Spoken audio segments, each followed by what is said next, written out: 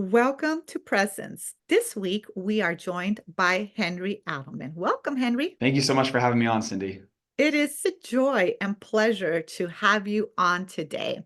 Henry is a head football and strengthening specialist. He has worked with athletes in various capacities, but I will let Henry tell us more about it. Henry, please tell us about yourself and all of the incredible work you do as a coach, as a specialist, and as a teacher. Thank you. I'm hyped up. I feel like that was a really over the top intro. And, I don't make it out to be anything too important or too special. We work in athletics, and at the end of the day, these sports and these games are for entertainment and they're very fun. I think there's a lot more deeper meaning behind it. And that's one of the reasons that I'm drawn to it. And that's one of the reasons that I feel so passionately about what I do and developing athletes and helping athletes.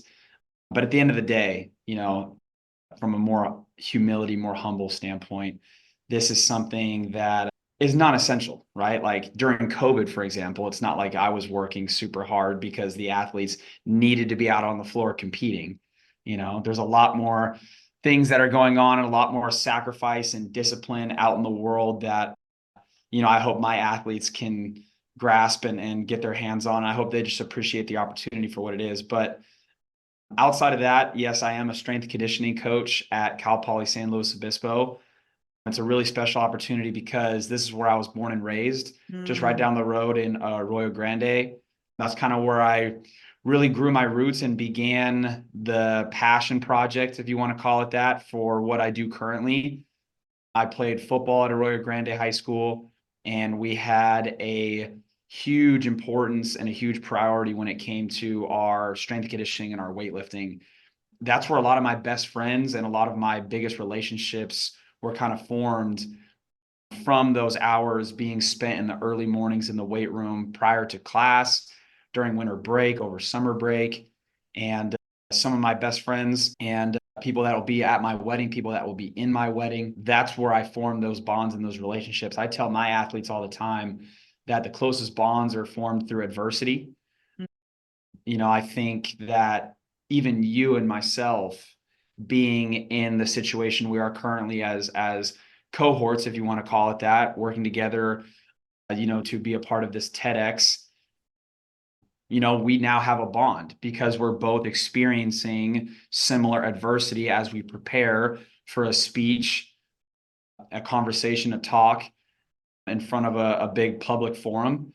And, I wouldn't need to know anything about you outside of that besides that you and I are going through the same aspects, the same pressures, the same adversity. And so we automatically have that closer bond. And that's something that I feel, is important to have for relationships going forward. I think it's something important that I've really had in my life as well to kind of get to where I am currently. And so with all that, I graduated high school, obviously, went into my undergraduate at Willamette University in Salem, Oregon. When I was at Willamette University, I was also playing football there. And I had a lot of good friends from the team environment that I was at there as well. And another piece of that, bonds being created through adversity, was through my exercise science department. And very early on into my exercise science academic, I knew that I wanted to get into strength conditioning. And so I wanted to jump into it as early as I could. During my undergraduate years, I was doing some internships and some one-off jobs, some personal training at some local places around there. And had a really good mentor and a coach named Aaron Haig. And shout out Aaron. And he's really the one that showed me what it looks like day to day to put your best foot forward and really look to and seek out to improve people's lives. Because people Nice. go into those settings, whether it's your athletes in more of the university setting, or it's your clients or athletes in more of a private sector setting is what we call it, when it's kind of more of a public gym or kind of a personal training one-on-one aspect.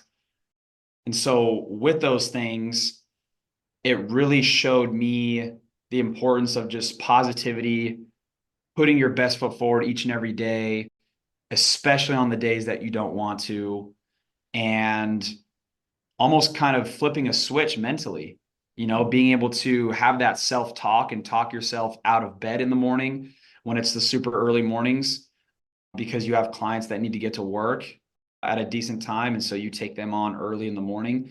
You have athletes currently that need to go early in the morning because they have classes that start around 8, 9 a.m. And so it's something that I've done from a young age, and I'll talk about that in a little bit as well. But ultimately, that experience and those reps, so to speak, of getting up each day and kind of having those same conversations with yourself and really just delving into your routine. I think if you have a strong enough discipline and a strong enough routine and strong enough habits built off of those things, it can take you a long way. And getting to do things like this during my day is just a blessing. Like it's Nice. a change of pace, right? So I really appreciate the fact that I get to be on here. Nice, Um, nice. And yeah, it's a pleasure to have you here. And if I may interject a bit, yeah. I like to circle back to a couple of things that you mentioned.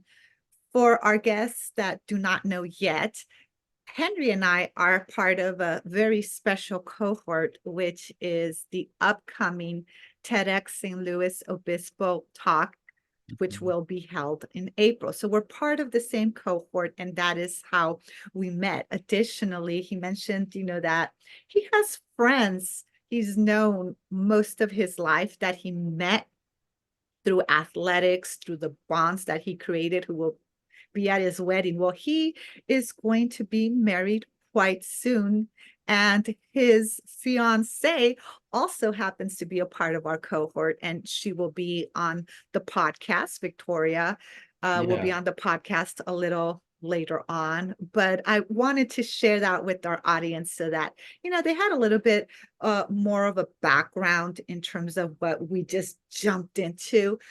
But I also wanted to circle back to something quite interesting that Mhm. you mentioned. You mentioned that, there's so much involved in athletics and conditioning and training. And on the one hand, there's this superficial level where you can look at it as entertainment, and it Yeah. is. But I was also quite interested in what you touched upon, which were the bonds. So you Mhm. spoke about these bonds, and that's something that's quite deep and profound because you also spoke about having mental prowess, especially on those days when you don't want to get up. And that requires a certain level of resiliency, not Mhm. just physical resiliency, but mental and emotional resiliency. Yeah. It seems to me that having the right coach and also the right people, the right bonds, helps you with said resiliency and moving forward, because the skills that you learn through the physicality of sports is something that you can take with you outside of the sport itself.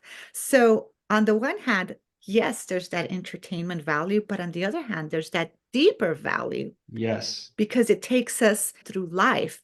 And more importantly, it creates those bonds. And at the end of the day, we all long for human connection. And that Yes. human Yes. connection are bonds, bonds of fraternity, Hmm. right? Bonds of Absolutely. sisterhood. So, with that said, can you talk a little bit about how those bonds have impacted you Yeah. and continue to have an influence on who you are today? Yeah, absolutely. So this will kind of connect with the first question and just kind of continuing on with, my intro and kind of how I got to where I am currently. After I got done with my undergraduate, I had the opportunity to go out and work over in North Dakota. And when I was in North Dakota, it was the first time that I was completely by myself. You mentioned the support system, the bonds. I was truly alone within my first coaching opportunity. And it was the first time that I had to form new bonds with somebody outside of a team setting, you know, Mm, and I was working with others. And that was the first moment that I realized, you know, no one cares unless, in that setting at least, no one cares unless you bring some sort of value to the table. mm, And so when it comes to your work ethic, when it comes to your being personable, your personality, your reliability, your dependability, I was able to form a lot of meaningful relationships during my very first position there at North Dakota, just due to the fact that I was cared the most and I was willing to work the hardest. mm, My athletes noticed it and they gravitated towards me because of that. My coworkers noticed it and they gravitated towards me because of that. And there's a lot of trust that was earned and a lot of, honestly, confidence that was built through that mm. experience. It was my very first time. You know, I have a twin brother. I have an identical twin brother. Oh, And my wow. entire life, even throughout my undergraduate, he was always there. And so Mm, I always had somebody that I knew, always someone that I was comfortable with, always somebody that I could lean back onto. So after my undergraduate, leaving there and going into this very first coaching position, it was the very first time where there was no one here that I can kind of lean on or rant to or vent to, I guess. This is truly me versus me.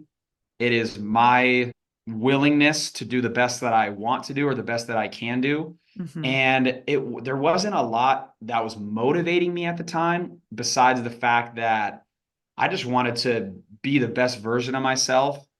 And once I was doing those things and I noticed how others were responding to that, even in the workplace, I noticed people were kind of stepping their game up, so to speak. I noticed people were getting in earlier and leaving later and putting more meaningful work in and not just kind of clocking in and out and just, hoping to kind of get through their day and just kind of have these fast weeks to where they get to the weekend and really enjoy themselves outside of work. there's a science behind that.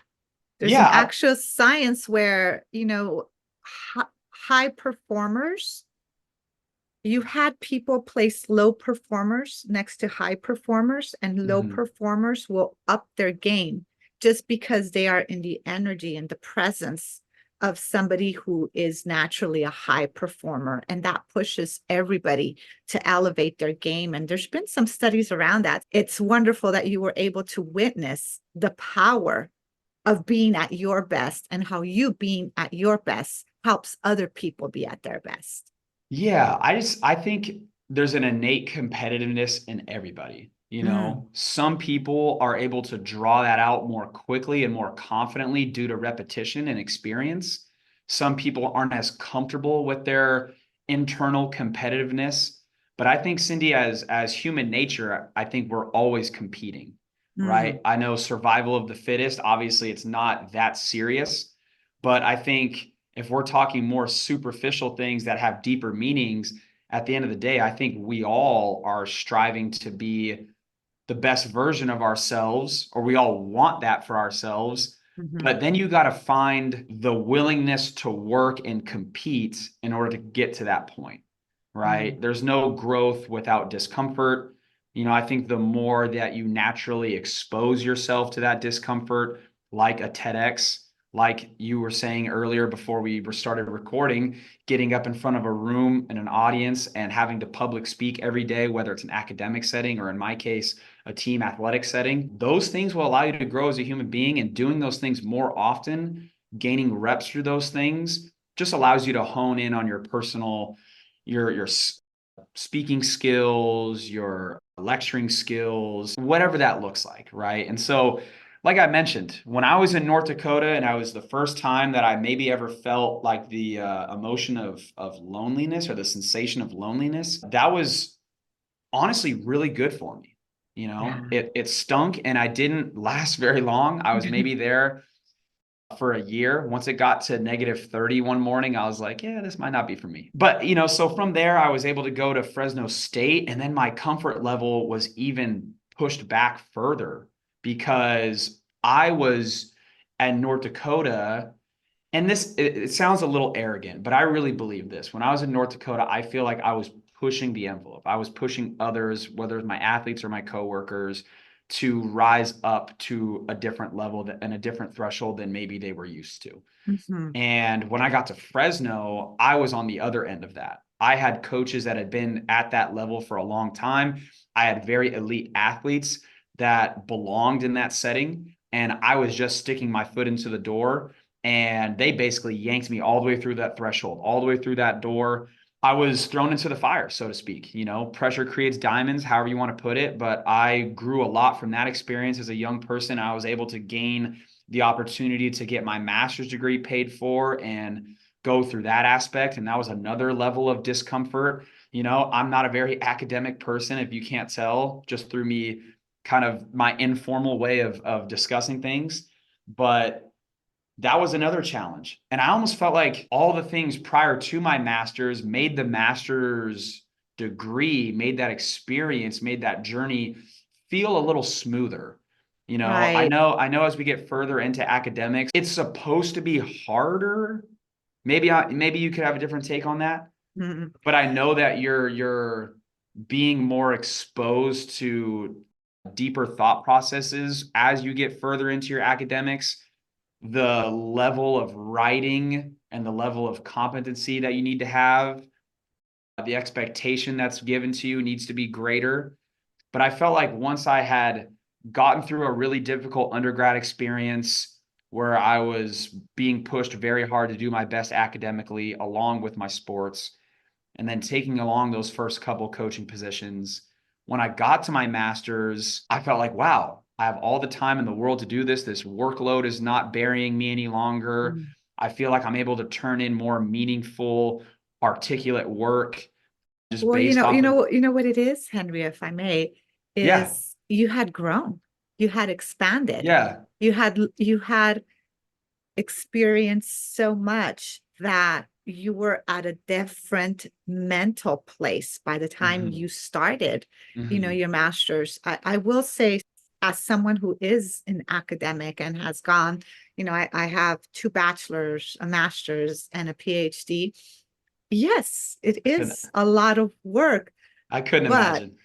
the more you do it, I'm not going to say it gets easier, Mm-hmm. but you're able to navigate it better.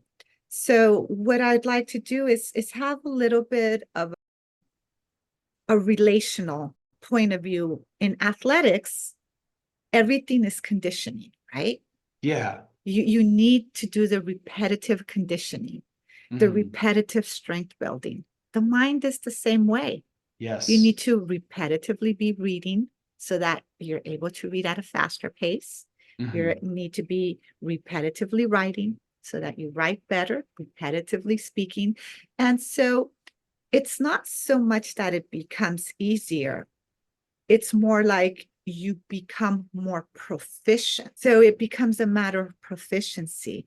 And I think that that's something that you can use in any field, whether it's academics, whether it's sports, whether it's music, whatever it is.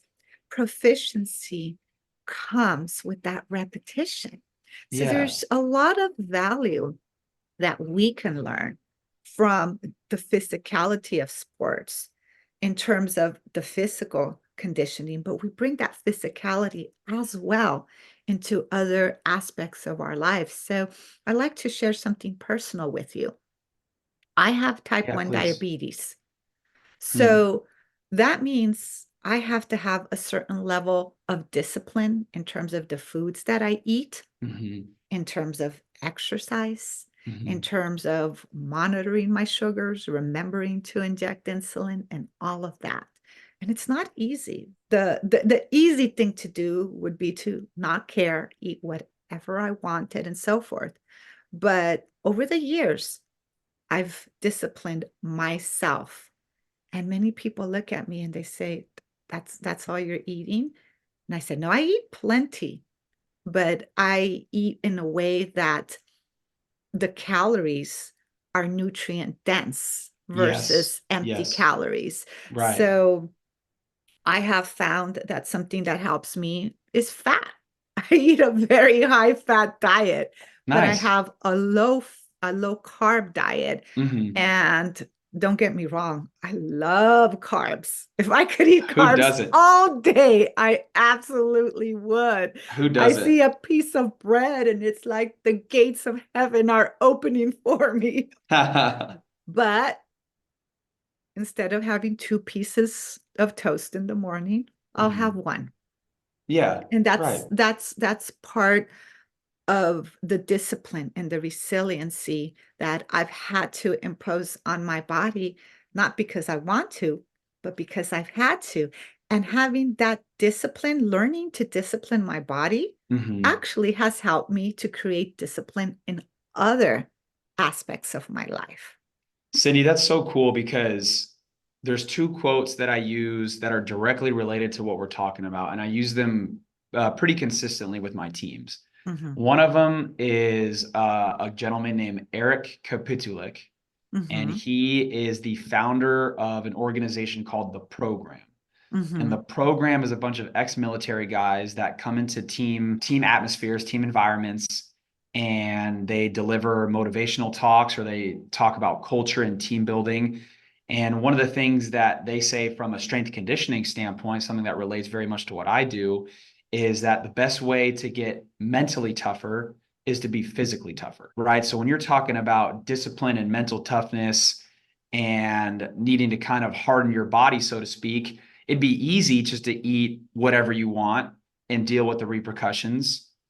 But you have to have a disciplined lifestyle in order to lead a lifestyle that you enjoy and that you are, that you find happiness and positivity with. Right. And so you're putting yourself through that strenuous physical aspect of it. And then the other piece of it that we talked about, as far as things not necessarily getting easier, us just becoming more proficient. Kara Lawson, who is the head coach at Duke for women's basketball, her direct quote is, "Things don't get easier. You just get better at handling hard." mhm. Right. And Yes. so it's all about like repetition and exposing yourself to discomfort and having that internal dialogue, having that self talk in those moments that you don't want to do those things and just pushing yourself to do those things. But not only pushing yourself to be there on time and just be present, right? Not just physically present, but mentally present, mentally focused. Dialed in is what I call it, right? You are really present and you have your putting your best foot forward in whatever it is that you're kind of looking to And, do that day. and if I may interject once again, Yeah, yeah. as a reminder to our audience, the title of this podcast is Presence, right? With the Mhm. play on the word Zen, meaning we need to be present, Yes, fully yes. engaged. And in our presence, we do find that resilience, which is part of Zen, part Hmm. of being in alignment and at ease and peace with ourselves. But in Yes. being present, we are able to really connect with our hearts, our mind, and spirits, but also the people we're in conversation with, the way you and I are talking right now, fully present and Hmm. engaged. So there's so much power in this idea of being present because it not only gets us through things, but we lead a better life. Remember what they say? If you're thinking about the past, you're often in a more depressive state. Hmm. If you're thinking constantly about the future, you tend to be in a more anxious type of place. Of course, it's more Hmm. complex and it's not necessarily a conversation on mental health, but this is some of the ideas that are currently circulating that are talked about, and there's science around that, but that's a different conversation. Yeah. So, when we are in the here and now, yes, we have to have goals towards the future, but being in the here and now is what makes all the difference in the world. And it helps us to enjoy the journey of this thing called life.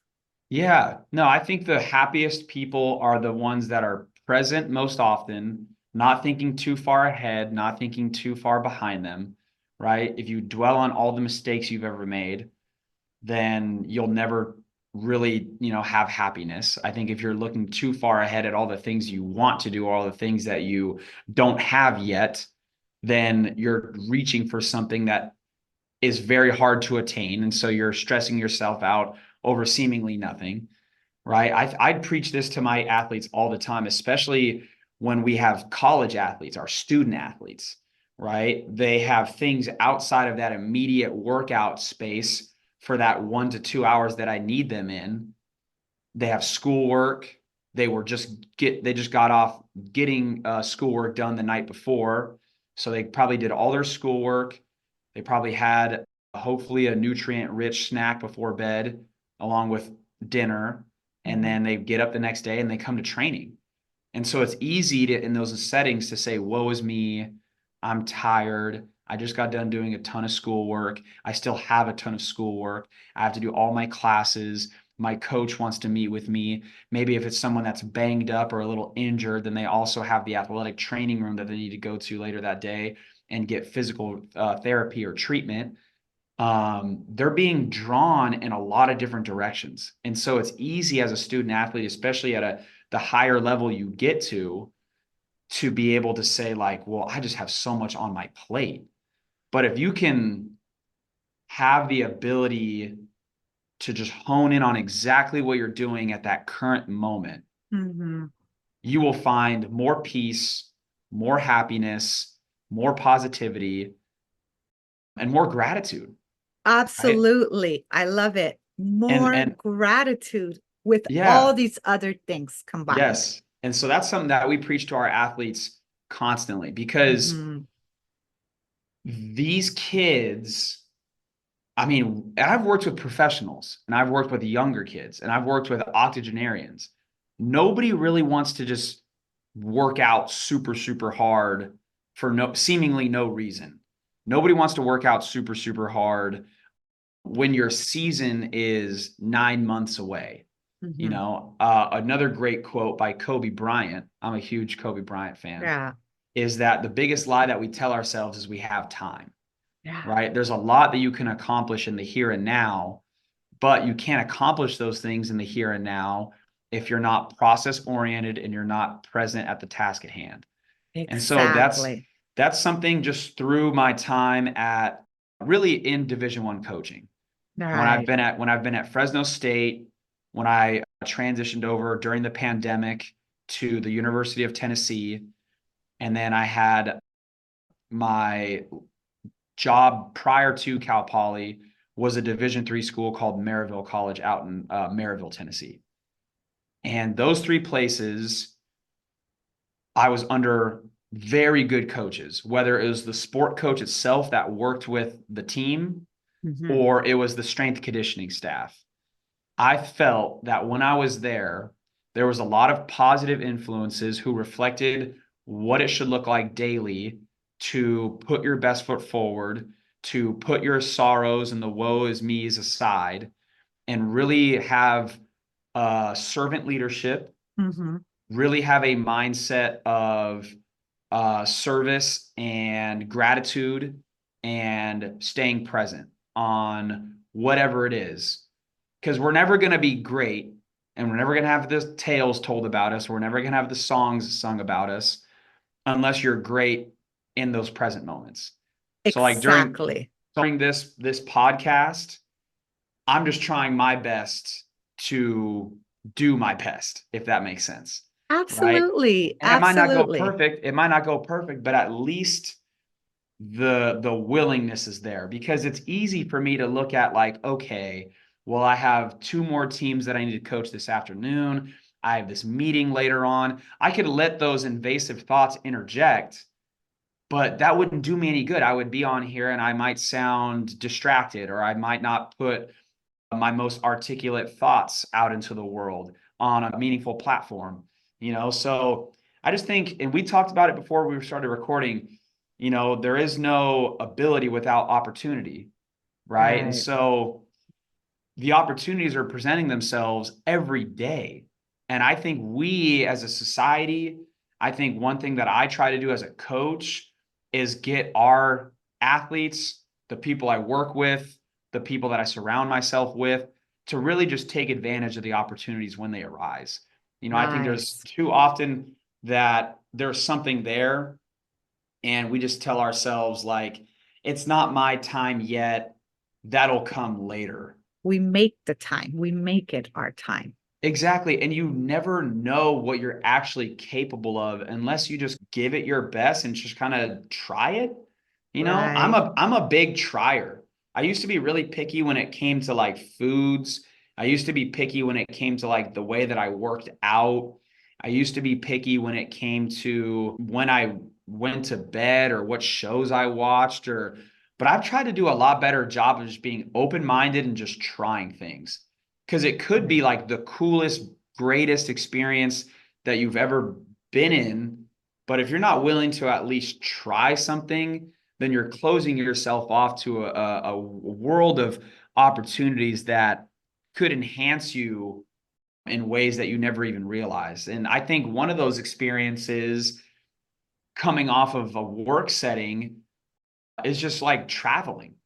You know, Traveling. yeah, Yes. I haven't been international very often, but the times that I did, I came back with just so much more gratitude, so much more appreciation for what my day to day looks like, right? Exactly. Because it could And look so different.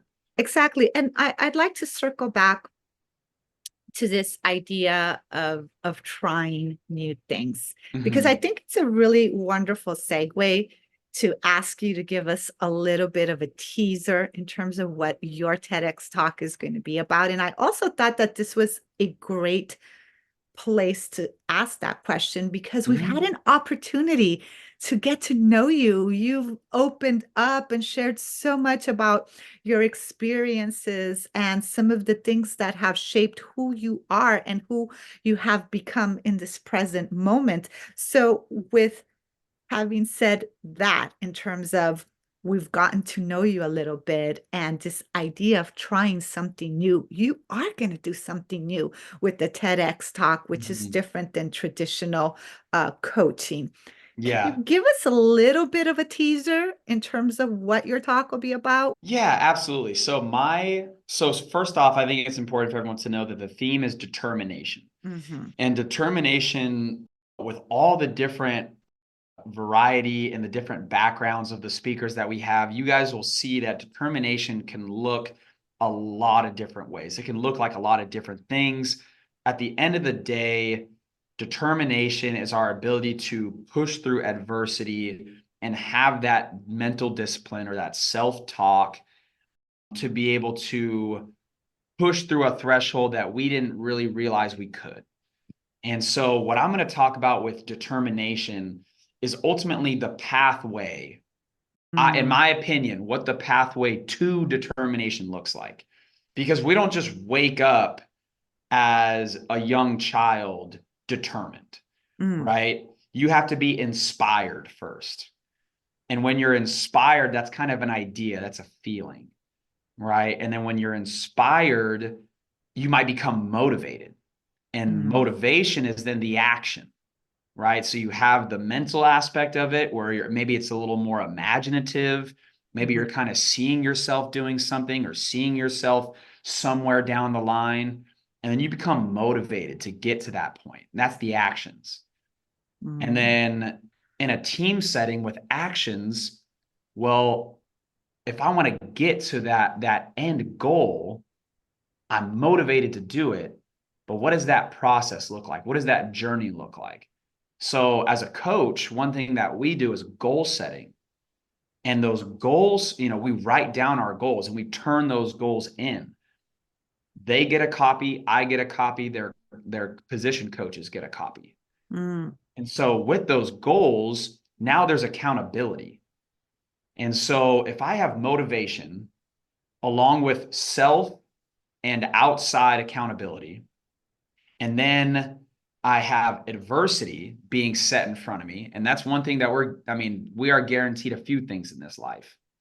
But one of the things we're certainly guaranteed in this life is adversity. So if I have the motivation and the accountability and the adversity is in front of me, whatever that looks like to get over that next hurdle to get to where I want to be, that ultimately is what leads into being determined or having uh, determination. I really like that you're creating a building blocks in terms of how you are presenting, this leg of determination for our audience. It's Yeah. very exciting. I think it's something that I've thought about for a long time and just never put down on paper. We all have had that at some point in our lives. But Mhm. then sometimes it's so obvious that we don't really think to create a template or like a model of what that looks like for everyone. I'm trying to put something into the world that I think everybody could really use and say, here's the step by step to push through adverse situations so that we can all have some form of determination. And then Yes. as my talk continues, I'm going to talk about discipline and habit building and how determination over time, like we mentioned, it doesn't get easier. You just get better at handling hard. And that's what discipline becomes. If I have enough determination to be able to push through the little adversities day to day, ultimately that's just what discipline looks like, right? You get up each morning and you do what you do at a high level because maybe you've seen your parents do that each morning Mhm. to and do that what they do at a high level just to put food on the table, just to take care of you. Uh, Right. I see my loved ones, whether it's my siblings, my cousins, my parents. I've had a lot of good influences when it comes to discipline around me. And I know that they weren't just always disciplined, right? None of us are just wanting to be disciplined. I think, if anything, as smart, intelligent people, we're always looking for the easiest way to find solutions, the quickest solution, right? We want to put forth the least amount of effort to achieve the most. And that's fine, right? But ultimately, there really is no shortcuts. I And like those, that. yeah. There And I think really isn't any shortcuts. there isn't. And I think with that, there is a certain amount of determination you need to become disciplined. And then when you are doing that over and over through repetition, through accountability, your determination becomes discipline, and the discipline just becomes habits. And then Mhm. those habits are just kind of what you do every day. And it no Yes, longer seems like it's super adverse. It doesn't seem like it's super difficult. You're not having to have those conversations with yourself or others as often because now it's just who you are. It's just what you do. Right. And exactly. so I know for a lot of us, maybe our place of work or what we're passionate about is not who we are. Right. But I think a lot of the time in my setting as a coach, especially a strength conditioning coach who was trying to pass these things and these messages and these culture building, these team building aspects onto our athletes, it all comes down to being process oriented and just having really strong beneficial habits. And so how do you build habits? Well, determination is a huge piece of habit forming and habit building. I And so like that. I'm going to talk more in depth about that flow, that Mhm. pathway. I'll give some anecdotes on those things, and I'll do my absolute best to keep that all within 15 minutes that were allotted. I And think there's, so, sorry, yeah, and I apologize. And no, you're good. so, to our audience, be sure to buy tickets to this event because Yes. this is going to be a great talk. All of the speakers are going to be incredible, but I Hmm. think we're going to learn some really great tips in terms of how to be more disciplined, right? Yeah. In terms of, this infrastructure that you created to help us be more determined. And I'm really excited about it. Thank you, Henry, for sharing so much with us today. Yeah, I think it's obviously with any TED Talk, any TEDx presentation, there's going to be a lot you guys can learn, right? But sometimes it's more, how do I say this? I sometimes it's more knowledge that has to do with maybe the more academic side of things, history, science, mathematics. I think this is something that every single person can utilize and you take to, advantage of. And so when it comes to determination, I think that's something that everyone should be really honed in on and buy tickets because I think there's a lot of life skills and different things that everyone really the general public could benefit from. So Cindy, thank you so much for having me on today and being able to kind of share that aspect of it. I love being able to share my story because although there hasn't been a lot of true adversity set my way, I feel like I have built a good disciplined habitual lifestyle. And I want to be able to share kind of what that looks like with others too. So Thank you. No, and it's not necessarily about always having the adversity or hard life. It's mhm. about the mindset and what we are learning and how we are growing Yeah. and the wisdom that comes with it that we're able to parlay and share with others. And you have a lot of wisdom, a lot of experience to share. And I'm personally very excited. I want to thank you for being on our podcast today. I know that our guests have enjoyed you. And again, be sure to attend the event and thank you. Cindy, thank you so much for having me on. I'm excited to see what your whole talk is going to be about as well. I know we talked about it a little bit the other day, but as I get to know you, it just makes me more excited to hear what you have to share with the world. So thank you for putting me on this platform and allowing me to kind of, have this conversation and give a sneak peek on what's to come.